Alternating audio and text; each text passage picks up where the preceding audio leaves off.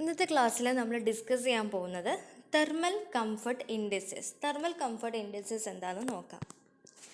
Thermal comfort indices or otherwise known as comfort scale അല്ലെങ്കിൽ comfort scale എന്താണെന്ന് നോക്കാം. It is developed to assess the effect of climatic conditions on the body's heat dissipation process combining the 4 independent variables.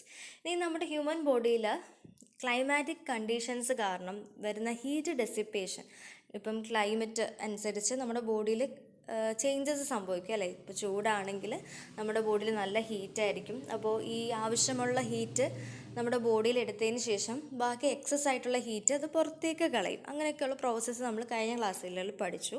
ഇനി ആ ഒരു പ്രോസസ്സിൽ സംഭവിക്കുന്നതാണ് comfort scale എന്ന് പറയുന്നത്, അല്ലെങ്കിൽ തെർമൽ കംഫർട്ട് ഇൻഡിസസ് എന്ന് പറയുന്നത്. അതായത് നമ്മുടെ ക്ലൈമറ്റ് അനുസരിച്ച് നമ്മുടെ ബോഡിയിൽ ഉണ്ടാകുന്ന ഹീറ്റ് ഡെസിപ്പേറ്റ് ചെയ്യുന്ന പ്രോസസ്സിനെ കാൽക്കുലേറ്റ് ചെയ്യുന്നതാണ് കംഫർട്ട് സ്കെയിൽ എന്ന് പറഞ്ഞത്. അതായത് നമ്മുടെ ഹ്യൂമൻ ബോഡി കംഫർട്ടാണോ അല്ലെങ്കിൽ നമ്മൾ കംഫർട്ട് സോണിലാണോ നിൽക്കുന്നത്, നമ്മുടെ ഹീറ്റൊക്കെ നമുക്ക് സഹിക്കാൻ പറ്റുന്ന ചൂടാണോ അല്ലെങ്കിൽ തണുപ്പ് സഹിക്കാൻ പറ്റുന്നതാണോ എന്നൊക്കെ കാൽക്കുലേറ്റ് ചെയ്യുന്നതാണ് ഈ കംഫർട്ട് സ്കെയിൽ എന്ന് പറയുന്നത്. ഇനി ഇത് കാൽക്കുലേറ്റ് ചെയ്യാൻ 4 ഇൻഡിപെൻഡൻറ്റ് വേരിയബിൾസ് കമ്പൈൻ ചെയ്തിട്ടാണ് ഇത് കാൽക്കുലേറ്റ് ചെയ്യുന്നത്. ഇനി ആ 4 ഇൻഡിപെൻഡൻറ്റ് വേരിയബിൾസ് ഏതൊക്കെയാണെന്ന് നോക്കാം.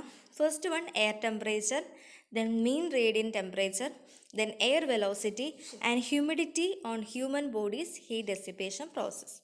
ഇനി 4 ഇൻഡിപെൻഡൻറ്റ് വേരിയബിൾസ് ഏതൊക്കെയാണെന്ന് പറഞ്ഞാൽ ടെമ്പറേച്ചർ നോക്കണം, മീൻ റേഡിയൻ്റ് ടെമ്പറേച്ചർ നോക്കണം, അതുപോലെ തന്നെ എയർ വെലോസിറ്റി, ഹ്യൂമിഡിറ്റി ഒക്കെ ഹ്യൂമൻ ബോഡിയിൽ എത്രയാണ് അറിഞ്ഞാൽ മാത്രമേ ഹ്യൂമൻ ബോഡിയിലുള്ള കംഫർട്ട് നമുക്ക് അളക്കാൻ പറ്റും.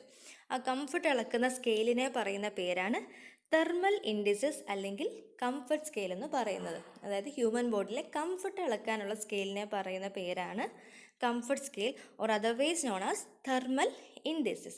A single scale which combines the effect of air temperature, mean radiant temperature, air velocity and humidity on human body's heat dissipation process are collectively known as thermal indices or comfort scale. There are about 30 different thermal index scale devices. ഈ comfort scale more than 30 different types നമുക്ക് കാണാൻ പറ്റും. Among them കുറച്ച് comfort scales നമുക്ക് പഠിക്കാനുണ്ട്. Important ആയിട്ടുള്ളതാണിത്. അത് ഏതൊക്കെയാണെന്ന് നമുക്ക് നോക്കാം. First one effective temperature, otherwise known as ET. Second one corrected effective temperature, otherwise known as CET. Then third one equivalent warmth EW, operative temperature OT. Then equatorial comfort index ECI. Then resultant temperature RT. predicted 4 hours sweat rate P4SR. These are the comfort scale or thermal comfort indices. ഇതിൽ first one നമുക്ക് നോക്കാം, effective temperature അല്ലെങ്കിൽ ET എന്താണെന്ന് നോക്കാം. It is developed by Houghten and Yaglou in 1923. അപ്പോൾ ഇതും ഒരു comfort സ്കെയിലാണ്, which is developed by Houghten and Yaglou in 1923. The different factors determining thermal comfort are. ഇതിനകത്ത് ഈ തെർമൽ എഫക്റ്റീവ് ടെമ്പറേച്ചറിൽ 4 ഫാക്ടേഴ്സ് ഡിപ്പെൻഡ് ചെയ്യുന്നുണ്ട്. അതെന്ന് പറയുന്നത് air temperature, humidity and air movement R combined together in A single index known as effective temperature. അപ്പോൾ ET അല്ലെങ്കിൽ effective temperature എന്ന് പറഞ്ഞു കഴിഞ്ഞാൽ എയർ ടെമ്പറേച്ചർ, ഹ്യൂമിഡിറ്റി അതുപോലെ തന്നെ എയർ മൂവ്മെൻ്റ് ഒക്കെ കമ്പൈൻ ചെയ്യുന്ന ഒരു സ്കെയിലിനെ പറയുന്ന പേരാണ് എഫക്റ്റീവ് ടെമ്പറേച്ചർ എന്ന് പറയുന്നത്. അതർവൈസ് വേറൊരു ഡെഫിനിഷൻ ഉണ്ട്. It is defined as the temperature of A still saturated atmosphere which would in the absence of radiation produce the same effect as the present atmosphere. ഇനി രണ്ടാമത്തെ ഒരു ഡെഫിനിഷൻ എന്ന് പറഞ്ഞു കഴിഞ്ഞാൽ, ഫസ്റ്റ് ഡെഫിനിഷൻ എന്ന് പറഞ്ഞാൽ ഇതൊരു ഹ്യൂമൻ കംഫർട്ട് സ്കെയിലാണ്. ഇതിനകത്ത് എയർ ടെമ്പറേച്ചർ കാണും, ഹ്യൂമിഡിറ്റി കാണും ആൻഡ് അതുപോലെ തന്നെ എയർ മൂവ്മെൻറ്റ് കാണും. ഇനി രണ്ടാമതൊരു ഡെഫിനിഷൻ പറയുന്നതെന്ന് പറഞ്ഞാൽ അറ്റ്മോസ്ഫിയറിലുള്ള റേഡിയേഷൻ്റെ ആബ്സെൻസിനെ ഉള്ള സ്കെയിലിനെ പറയുന്ന പേരാണ് എഫക്റ്റീവ് ടെമ്പറേച്ചർ എന്ന് പറയുന്നത്. റേഡിയേഷനിലുള്ള ആബ്സെൻസ്, അതായത് റേഡിയേഷൻ ഇവിടെ കാൽക്കുലേറ്റ് ചെയ്യില്ല. ഫോർ എക്സാമ്പിൾ പറയുവാണെങ്കിൽ, if the effective temperature is set to be 30 degrees Celsius, it means that the thermal comfort is equivalent to an environment with temperature 30 degrees Celsius, that is humidity 100% and no air movement. ഇവിടെ 30 degrees Celsius ആണ് effective temperature ആണെങ്കിൽ അതിൻ്റെ thermal comfort environment എന്ന് പറയുന്നത് temperature എന്ന് പറയുന്നത് 30 degrees Celsius ആയിരിക്കും. അപ്പം 30 degrees Celsius നമുക്ക് 30 ഡിഗ്രിയിൽ ഹ്യൂമൻ കംഫർട്ട് ആണെന്ന് പറഞ്ഞു കഴിഞ്ഞാൽ 100% ഹ്യൂമിഡിറ്റി ഉണ്ടെന്ന് വേണം വിചാരിക്കാൻ. കാര്യം നമ്മൾ അത്രയും കംഫർട്ടാണ്, 100% ഹ്യൂമിഡിറ്റി ഉണ്ടായിരിക്കും, പക്ഷേ അവിടെ നോ എയർ മൂവ്മെൻറ്റ് അപ്പോൾ അവിടെ ഉണ്ടായിരിക്കത്തില്ല. But effective temperature does not take into account the effect of radiant heat energy. Radiant heat energy effective ടെമ്പറേച്ചറിൽ കാൽക്കുലേറ്റ് ചെയ്യത്തില്ല. ഇതെന്ന് പറയുന്നത് ഒരു ഗ്രാഫാണ് which shows the comfort zone. നിങ്ങൾക്ക് ഈ മിഡിലായിട്ട് കംഫർട്ട് സോൺ കാണാൻ പറ്റും. എക്സ് ആക്സിസിൽ ഡ്രൈ ബൾബ് ടെമ്പറേച്ചറിൻ്റെ റീഡിങ്സ് കാണാൻ പറ്റും. അതുപോലെ തന്നെ വൈ ആക്സിസിൽ നിങ്ങൾക്ക് വെറ്റ് ബൾബ് ടെമ്പറേച്ചറിൻ്റെ റീഡിങ് കാണാൻ പറ്റും. എഫക്റ്റീവ് ടെമ്പറേച്ചർ കാൽക്കുലേറ്റ് സൈഡിൽ ഇങ്ങനെ കാണാൻ പറ്റും, സൈഡിലെ ലൈൻസ്.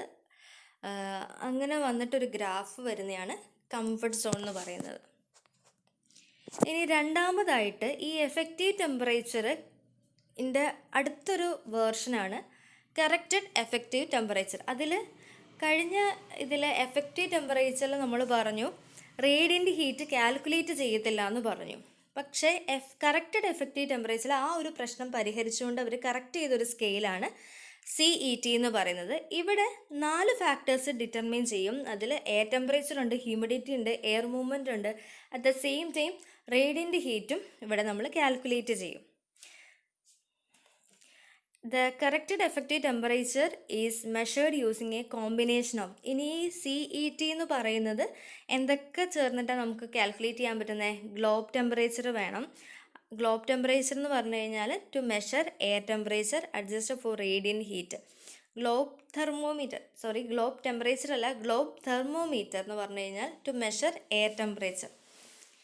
അപ്പം എഫക്റ്റീവ് ടെമ്പറേച്ചർ കാൽക്കുലേറ്റ് ചെയ്യുമ്പോൾ റേഡിയൻ്റ് ഹീറ്റ് ഉണ്ടായിരിക്കില്ല. കറക്റ്റഡ് എഫക്റ്റീവ് ടെമ്പറേച്ചർ കാൽക്കുലേറ്റ് ചെയ്യുമ്പോൾ റേഡിയൻ്റ് ഹീറ്റും ഉണ്ടായിരിക്കും. ഇനി കറക്റ്റഡ് എഫക്റ്റീവ് ടെമ്പറേച്ചർ മെഷർ ചെയ്യാൻ നമുക്ക് ഗ്ലോബ് തെർമോമീറ്റർ റീഡിങ് വേണം. ഗ്ലോബ് തെർമോമീറ്ററിൽ നമുക്ക് ടെമ്പറേച്ചറിൻ്റെ മെഷർമെൻ്റ് ആയിരിക്കും കിട്ടുന്നത്. അതുപോലെ വെറ്റ് ബൾബ് തെർമോമീറ്ററിൽ നമ്മൾ ഹ്യൂമിഡിറ്റി മെഷർ ചെയ്ത മെഷർമെൻറ്റ് നമുക്ക് ആവശ്യമായിട്ടുണ്ട്. അതുപോലെ തന്നെ എയർ സ്പീഡിൻ്റെ മെഷർമെൻറ്റും നമുക്ക് ആവശ്യമായിട്ടുണ്ട്. CET കാൽക്കുലേറ്റ് ചെയ്യാൻ. അപ്പോൾ CET കാൽക്കുലേറ്റ് ചെയ്യാൻ ഗ്ലോബ് തെർമോമീറ്ററിൻ്റെ ടെമ്പറേച്ചർ മെഷർമെൻറ്റ് വേണം, വെറ്റ് ബൾബ് തെർമോമീറ്ററിൻ്റെ ഹ്യൂമിഡിറ്റി മെഷർമെൻറ്റ് വേണം, അതുപോലെ തന്നെ എയർ സ്പീഡ് മെഷർമെൻറ്റും ആവശ്യമായിട്ടുണ്ട്. ഇത് നമ്മൾ ET അല്ലെങ്കിൽ എഫക്റ്റീവ് ടെമ്പറേച്ചറിൻ്റെ ഗ്രാഫാണ് കണ്ടത്. ഇവിടെ കംഫർട്ട് സോണും കാണാൻ പറ്റും. ഇത് രണ്ടാമത്തെ ഗ്രാഫ് കാണിക്കുന്നത് CETയുടെ ഗ്രാഫാണ്. ഇവിടെ നിങ്ങൾക്ക് റൈറ്റ് സൈഡിൽ വെറ്റ് ബൾബ് ടെമ്പറേച്ചറിൻ്റെ റീഡിങ് നിങ്ങൾക്ക് വെർട്ടിക്കലി കാണാൻ പറ്റും. അടുത്ത ലെഫ്റ്റ് സൈഡിൽ നിങ്ങൾക്ക് ഗ്ലോബ് തെർമോമീറ്റർ ടെമ്പറേച്ചർ അല്ലെങ്കിൽ ഡ്രൈ ബൾബ് ടെമ്പറേച്ചർ റീഡിങ്സും ഡിഗ്രി സെൽഷ്യസിൽ നിങ്ങൾക്ക് ലെഫ്റ്റ് സൈഡിൽ കാണാൻ പറ്റും. അതുപോലെ തന്നെ ലെഫ്റ്റ് സൈഡിൽ നിങ്ങൾക്ക് സ്ലൈറ്റ്ലി സ്ലാൻഡിങ് ആയിട്ട് എയർ വെലോസിറ്റി മെഷർമെൻറ്റ്സ് കാണാൻ പറ്റും. അതുപോലെ തന്നെ CET മെഷർമെൻറ്റ്സ് നിങ്ങൾക്ക് താഴെ കറക്റ്റഡ് എഫക്റ്റീവ് ടെമ്പറേച്ചർ അല്ലെങ്കിൽ ഇതിൻ്റെ രണ്ടിൻ്റെയും മിഡിലായിട്ടൊരു ഗ്രാഫ് കാണാൻ പറ്റും. അതാണ് CET എന്ന് പറയുന്നത്. നിങ്ങൾക്ക് ഇവിടെ ഒരു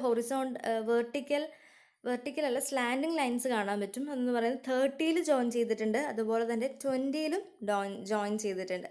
അപ്പോൾ ഇവിടുത്തെ ഗ്ലോബ് തെർമോമീറ്റർ അല്ലെങ്കിൽ ഡ്രൈ ബൾബ് ടെമ്പറേച്ചർ റീഡിംഗ് എന്ന് പറയുന്നത് 30 ആണ്. ഇവിടുത്തെ വെറ്റ് ബൾബ് ടെമ്പറേച്ചർ റീഡിംഗ് എന്ന് പറയുന്നത് 20 ആണ്. അത് രണ്ടും ജോയിൻ ചെയ്ത് കിട്ടുമ്പോൾ നമുക്ക് കറക്റ്റഡ് എഫക്റ്റീവ് ടെമ്പറേച്ചർ അല്ലെങ്കിൽ CETയുടെ ഗ്രാഫ് ഈ ഒരു ഷേപ്പിലായിരിക്കും കിട്ടുക. നിങ്ങൾക്ക് ഗ്രാഫിൽ നിന്ന് കണ്ടുപിടിക്കാനൊന്നുമില്ല, ജസ്റ്റ് എന്താണ് തെർമൽ കംഫർട്ട് ഇൻഡിസസ് അല്ലെങ്കിൽ കംഫർട്ട് സ്കെയിലിൻ്റെ ഡെഫിനിഷൻസ് പഠിക്കണം.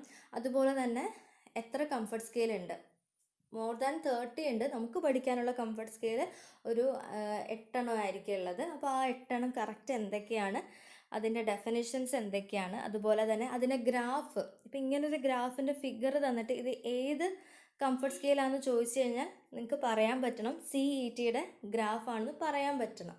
അത്രയും കാര്യങ്ങൾ ഗ്രാഫിൽ നിന്ന് പഠിച്ചാൽ മതിയാവും. ഓക്കെ, അടുത്ത ഇക്വലൻ്റ് വാംത്ത് എന്നുള്ളത് നമുക്ക് നെക്സ്റ്റ് ക്ലാസ്സിൽ എടുക്കാം. അപ്പം നോട്ട്സ് എഴുതേണ്ടതെന്ന് പറഞ്ഞു കഴിഞ്ഞാൽ മൊഡ്യൂൾ 2 എന്ന് എഴുതി നമ്മുടെ നോട്ട്ബുക്കിൽ നോട്ട്സ് തന്നെ എഴുതുക നിങ്ങൾ.